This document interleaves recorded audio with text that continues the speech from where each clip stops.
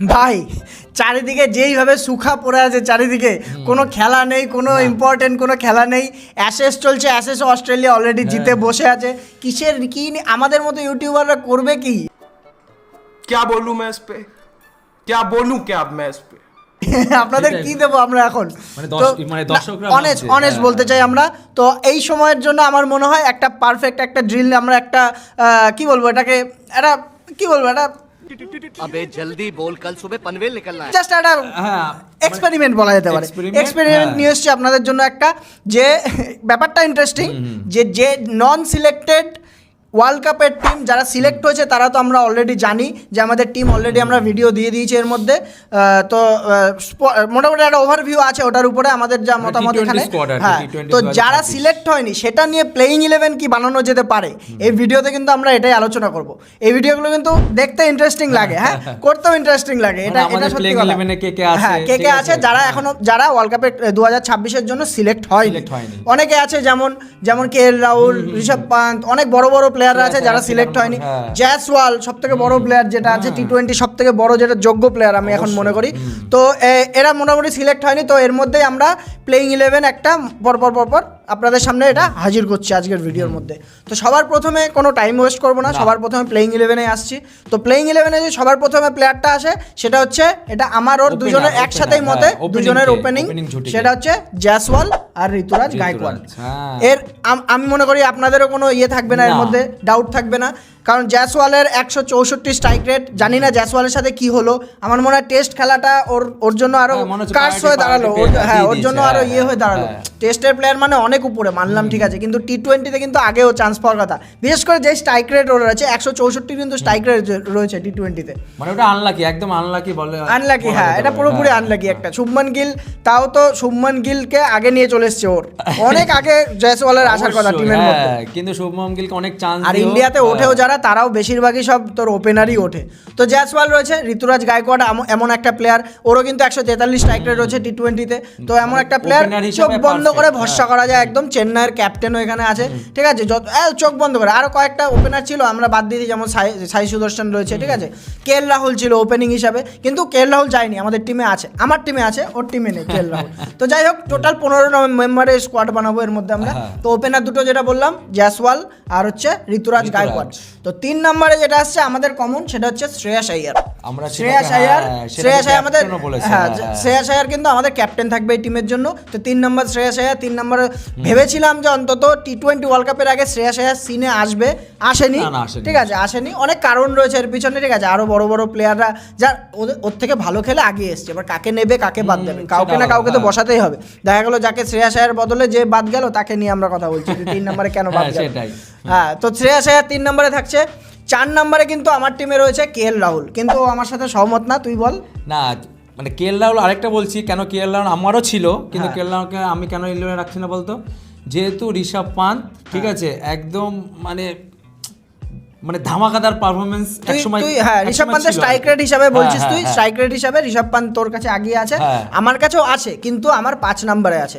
তো আমার 4 নম্বরে হচ্ছে KL রাহুল, 5 নম্বরে হচ্ছে তোর ঋষভ পান্ত রয়েছে। আর তোর 4 নম্বরে, মানে 4 নম্বরে আমার জিতেশ শর্মা, মানে 5 নম্বর ঋষভ পান্ত, 4 নম্বর 5 নম্বর আগে পরে হতো।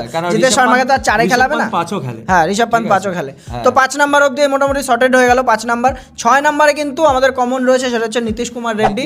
নীতিশ কুমার রেড্ডিকে কিন্তু ফাস্ট ট্র্যাক করে আনছিল অনেক, ঠিক আছে, পুরোপুরি গায়েবই হয়ে গেল কেন জানি না। হবে না, রিসেন্ট যা পারফরম্যান্স দেখেছি, এক তো রিসেন্ট পারফরম্যান্স, তারপরে যেভাবে ওকে ফাস্ট ট্র্যাক করেছিল, টেস্টে বল, ওডিআইতে বল, T20-তে বল, 3টে মনে হয় ম্যাচ খেলেছে T20-তে, তারপরে আর খেলায়নি, এখন সিনে আসছেও না, যেহেতু ওয়ার্ল্ড কাপ আসছে সামনে। ওয়ার্ল্ড কাপ না থাকলে তাও একটা চান্স থাকতো আসার। তো নীতিশ কুমার রেড্ডি আমাদের কনফার্ম আছে 6 নম্বরে একদম। তারপরে যে 7 নম্বরে প্লেয়ারটা আছে, সেটা কিন্তু আমরা IPL এর পারফরমেন্স হিসেবে জাজ করেছি ওকে, সেটা হচ্ছে কুনাল পান্ডিয়া।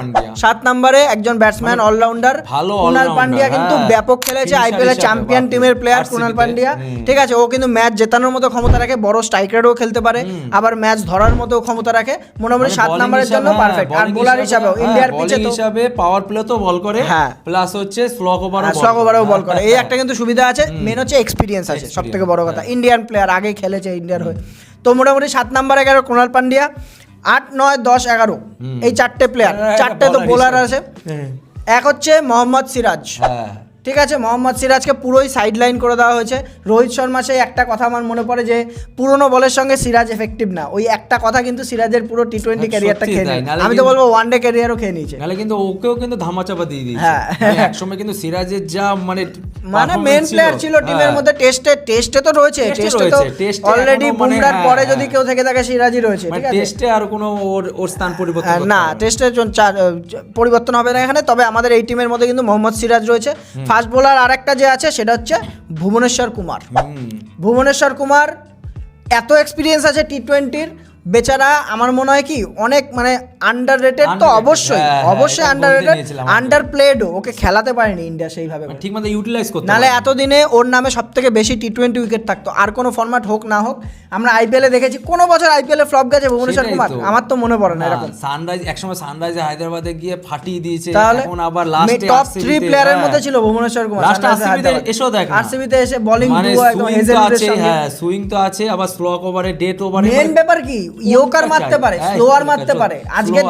আজকের ডেটে নিজেকে আপডেট করেছে, ওটা হচ্ছে মেন ব্যাপার। হ্যাঁ, প্লাস সুইং। এক হাতার কত তাহলে আমার তো এখনো মনে পড়ে সে ফিঞ্চের উইকেটটা আছে ভুবনেশ্বর কুমারের প্রথম বলে, মনে আছে তো ইনসুইং এ ঢুকেছিল। তো যাই হোক, ভুবনেশ্বর কুমার, সিরাজ এই দুটো ফাস্ট বোলার আছে। তার সাথে রয়েছে হচ্ছে মোহাম্মদ শামি, 3 নম্বর ফাস্ট বোলার আমাদের। এবার যে হ্যাঁ, হয়তো বলতে পারে দর্শকরা যে আমরা স্বামীকে কেন স্বামী কিন্তু এমন একটা প্লেয়ার, ও যখন তখন ফিট হয়ে অবশ্যই কামব্যাক করার গত জন্য বছর রেডি। আইপিএল ভালো যায়নি, মানলাম, ঠিক আছে, আইপিএল এর সাথে তোর হ্যাঁ। চোটফোট ছিল, ঠিক আছে। এই বছর কি যায় বলা যায় না। আর স্বামীকে আমার অন্তত তো মনে এনে হয়- তো দেখো, আমার তো এতগুলো T20 গেল। recent, আমি তো মনে হচ্ছে আবার মানে কামব্যাক আর বড় ম্যাচের প্লেয়ার না, হ্যাঁ। ও বড় টুর্নামেন্টে বড় ম্যাচের প্লেয়ার, তাহলে কেন স্বামী না এখানে আনছেই না? ও যেখানে ইন্টারভিউ দিচ্ছে যে আমার সাথে কোনো কমিউনিকেশনই নেই, তাহলে অন্তত কমিউনিকেট তো করো, আনো তো অন্তত ইয়েদের টিমের মধ্যে রেখে অন্তত বোলিং তো হ্যাঁ, দেখো হ্যাঁ, ইয়েতে প্র্যাকটিসের সময়। practice-এর সময়। তাহলে এই জিনিসগুলোও করছে না স্বামীর সঙ্গে। তো যাই হোক, আমরা এখানে কিন্তু স্বামীকে রেখেছি। আর হচ্ছে লেজেন্ড T20 বোলার ইন্ডিয়ার 1 নাম্বার, সেটা হচ্ছে চাহাল। চঞ্চল চতুর চাহাল আমাদের টিমে থাকবে কনফার্ম একদম। ও এমন একটা প্লেয়ার যেটা না বললেই নয়, মানে ওর সাথে অনেক কিছু ঘটে গেছে, অনেক কিছু ভাই, টিমের থেকেও চান্স পাইনি, ইনজাস্টিস হয়েছে ওর সাথে, টিমের থেকেও চান্স তাহলে পাইনি। কত বছর ধরে টিমের সঙ্গে থেকে থেকে কুলদীপ ওর chance জায়গাটা দিল। গিয়ে নিল শেষমেশ, চাহাল কিন্তু চান্স পায় না। তবে যাই হোক, আমাদের হ্যাঁ। এটা ছিল পরপর প্লেইং 11। আর এখানে 15 জনের স্কোয়াড করতে হয়, তো আমরা 15 জনই বলছি। ভুবনেশ্বর কুমারের সাবস্টিটিউট হিসাবে যদি আমি বলি একই রকম বোলার, সেটা হচ্ছে খালিল কিন্তু খুব আন্ডাররেটেড। চেন্নাইয়ের কিন্তু এখন মেন বোলার কিন্তু খালিল, ঠিক আছে। ধোনি চিনতে পেরেছে মানে মোটামুটি প্লেয়ারটা মনে কর কিছু তো আছে আর তার মধ্যে। এই বছর আমার মনে হয় মেন প্লেয়ার হিসেবেই অবশ্যই মেন তোর কি CSK তে থাকবে। প্রথমে 2 ওভার করে দেবে, লাস্টে গিয়ে 2 ওভার করবে, আবার কি চাই। তো খালিল রয়েছে এখানে, যেখানে আমার টিমে ওর টিমে রয়েছে KL রাহুল, মানে 15 মেম্বার স্কোয়াডে। আমারটায় রয়েছে জিতেশ শর্মা, ঠিক আছে। অলরেডি দুটো ইয়ে রয়েছে, ঋষভ পান্ত, KL রাহুল, কিন্তু আমি জিতেশ শর্মাকেও রাখছি আর কি। যেহেতু জিতেশ শর্মার সঙ্গে মোটামুটি ওর কিছুই করেনি, তাও বাদ চলে গেল টিম থেকে, ঠিক আছে। এখানে জিতেশ শর্মা রয়েছে। আর আরেকটা প্লেয়ার যাকে রাখছি আমি, সেটা হচ্ছে শশাঙ্ক সিং একজন, আমি মনে করি ইন্ডিয়ার খেলার যোগ্য, আমি মনে করি ইন্ডিয়ার খেলার যোগ্য। যখন তোর আরসিবি ম্যাচটা জিতলো, শশাঙ্ক সিংই কিন্তু লাস্টে দাঁড়িয়ে 6 মারছিল, কিন্তু ও কিন্তু লাস্ট যে দুটো আইপিএল গেছে ওর স্বপ্নের আইপিএল গেছে, আর একে বলে ভুল নামের জন্য নিয়েছিল। তো শশাঙ্ক সিং। আর আরেকটা যে চয়েস আছে 15 নাম্বার প্লেয়ার, সেটা কিন্তু একটু শকিং হতে পারে আপনাদের জন্য। আমরা রেখেছি এখানে বৈভব অরোরা, কলকাতার বৈভব অরোরা। গত বছরও 17টা উইকেট ছিল আইপিএল এর মধ্যে, মানে যাকে বলে ভুবনেশ্বর কুমারের ওই একই রকম বোলার বলা যায়, যে বেশি পেস নেই উল্টো পাল্টা, কিন্তু সুইং আছে পুরোপুরি গিয়ে ও ডেথ ওভার, মেন হচ্ছে ডেথ ওভারে কিন্তু বল করে দিতে পারে। প্রথমে হ্যাঁ ওপেনিং করতে পারবে বলে, প্লাস ডেথ ওভারে গিয়েও কিন্তু বল করে দিতে পারে। তো এই হচ্ছে আমাদের 15 মেম্বারের স্কোয়াড ছিল। আপনারা জানাবেন আপনাদের মধ্যে কি আর আরেকটা প্লেয়ার, শুভমান গিলকে কিন্তু আমরা রাখিনি। শুভমান গিল যেহেতু এখন চোটে আছে, ইন্ডিয়া টিমও ওকে সাইড লাইন করছে এখন T20 থেকে, তো আমরা ওইখানে রাখবো না। যে কারণ কি, কারণ হচ্ছে আমার এখানে ঋতুরাজ গায়কোয়াড়, জয়সওয়াল দুখানা ভালো ওপেনার আছে, তো আমার এখানে শুভমান গিলকে রাখার দরকার নেই। শুভমান গিল কিন্তু এই টিমেও জায়গা পেল না, ভাব। আরেকটা কথা উঠে আসছিল, দুজন সিলেক্টর, সেটা হচ্ছে প্রজ্ঞান ওঝা আর হচ্ছে তোর আরপি সিং। এরা দুজন নাকি নাকচ করেছে, মানে না করেছে, ঠিক আছে, সিলেক্টেড হিসাবে, মানে কিন্তু হ্যাঁ আমাদের মনের কথা শুনেছে আর কি, মোদ্দা কথা। হ্যাঁ, তো এর জন্য যাই হোক, এই জন্য আমরা কেন মানে মেন যে সিলেক্টর ওরাও রাখে। তো শুভমান গিল আমাদের টিমেও নেই। আপনারা জানাবেন আপনাদের 15 মেম্বার না হোক প্লেইং 11 কি হতে পারে, কোন প্লেয়ার বাদ গেছে বা আপনাদের মনে হয় এর মধ্যে আসতে পারে, কমেন্ট সেকশনে জানান এবং এভাবে আমাদের সাপোর্ট দেখাতে থাকুন। আজকের এইটুকু শর্ট ভিডিও এটুকুর মধ্যে শেষ করছি। ভালো লাগলে লাইক করবেন, অবশ্যই সাবস্ক্রাইব করুন চ্যানেলটিকে। দেখা হচ্ছে পরের ভিডিওতে, বাই।